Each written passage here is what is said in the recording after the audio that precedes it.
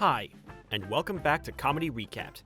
Today we're going to be exploring 1996's hilarious comedy titled Kingpin. We start off in Ocelot, Iowa in 1969 at a full-service gas station, where young Roy hops the fence to ask his father if he has time to play with him. His father tells him to grab his ball, and he'll meet him out back. After preparing, Roy rolls his bowling ball down the makeshift lane, and he bowls strikes on every roll. When they're done, his father tells him that he's going to grow up to be a good man if he applies everything he's taught him about bowling to life.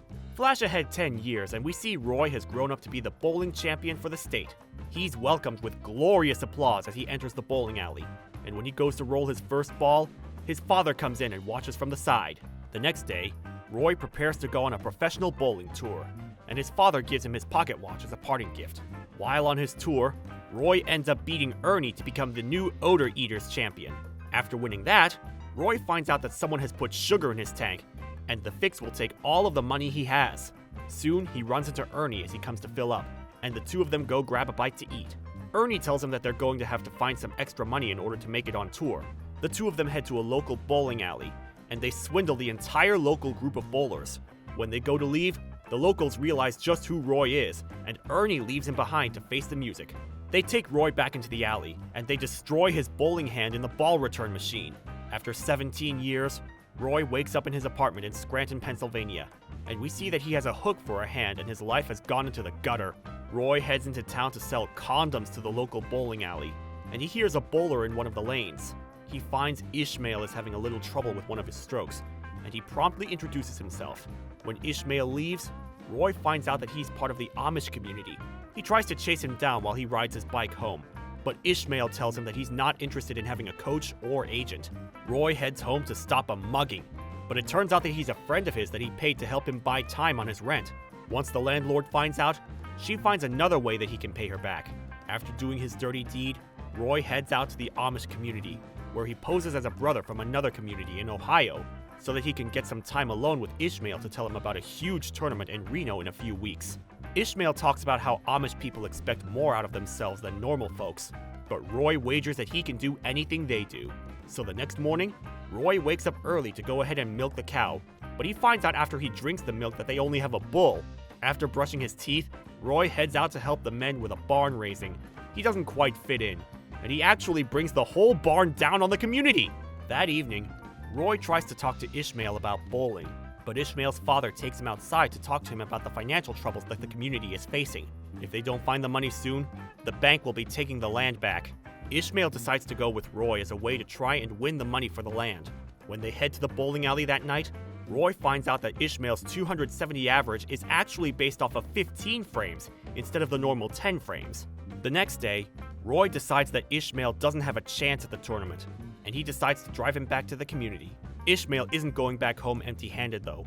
He gets out of the car and starts to walk his way to Reno. But after Roy sees the nightmare of his landlord in his backseat, he quickly drives back to Ishmael and tells him that he was just testing him. The two of them head back to town to practice and study bowling techniques until Ishmael ends up playing almost as good as Roy thought he was in the first place. When they start to make their way into the pro circuit, Roy decides that it is time to start betting to make some money, and he tries to play the same hustle that Ernie used with him. But Ishmael is not the best person to try and fake things with. The counter guy at the alley ends up seeing right through them, and he tells them about a place where they can just play for straight money. Once there, Ishmael ends up winning, but when it comes time to get paid, the man that lost notices Roy's hustle, and he tells his lackey to take them out back. Just then, the lights go out, and the two of them escape with the girlfriend that the man just beat. When they get to a restaurant, Claudia has a talk with Roy about how they're going to be business partners from now on.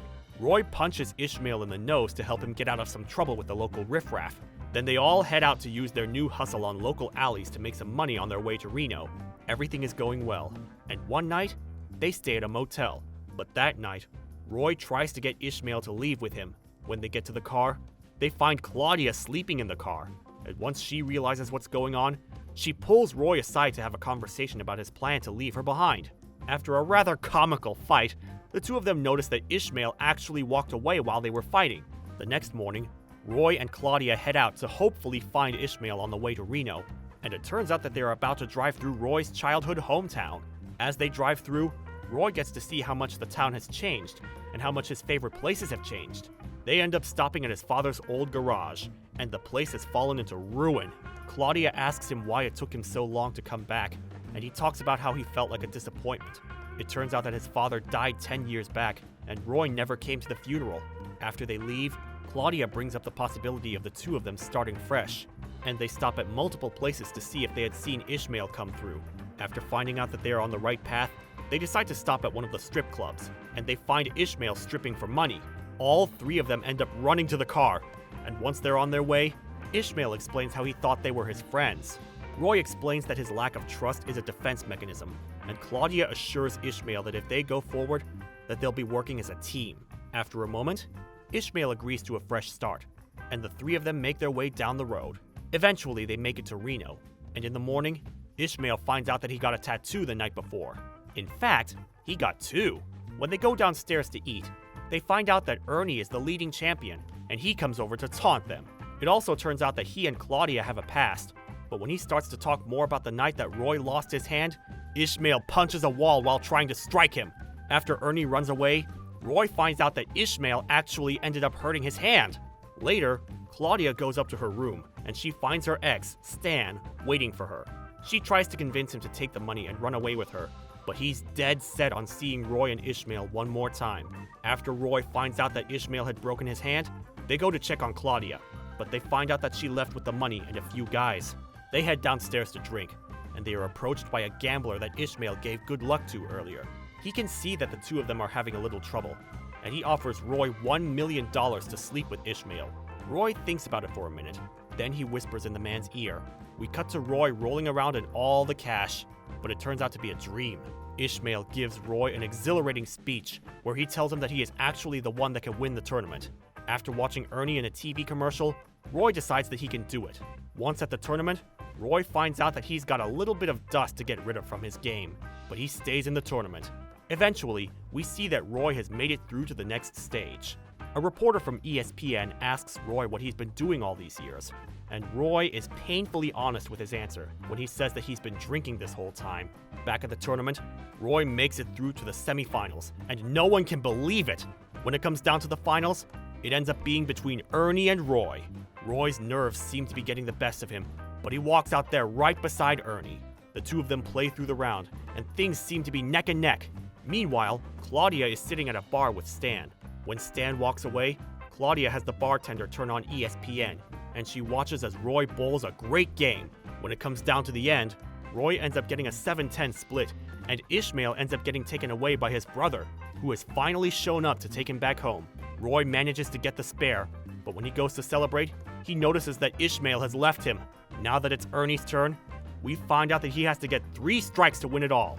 He gets 2 with no problem, and after the 3rd strike, it turns out that he has won by 1 pin. Roy goes to congratulate him, but Ernie just ends up humiliating him even more. Roy stays behind even after the venue clears out, and after screaming, he heads out.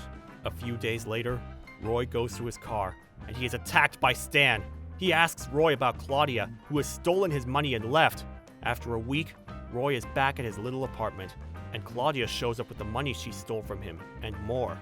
She promises that she's ready to really start over fresh, and he shows her that he actually ended up getting sponsored by Trojan condoms thanks to his rubber hand. Meanwhile, Ishmael arrives home with his brother, and he doesn't think he can face the family. His brother assures him that the family knows that he only meant to help everyone. When they go inside, he finds out that Roy and Claudia are already there to explain everything about the trip. Apparently, Roy has told Ishmael's father about how Ishmael has brought Roy out of the darkness, and he finds out that Roy put his sponsor check into the bank to save the community. That evening, Ishmael says his goodbyes to Roy, and Roy and Claudia drive off through the countryside. It's amazing that bowling actually had a following in the 90s. Between Kingpin and the Big Lebowski, this is an absolutely wild ride, and it helps showcase how Bill Murray can play any role too. We hope you have enjoyed this recap. Don't forget to like and subscribe to the channel with notifications turned on so you don't miss a single video. Thanks for watching.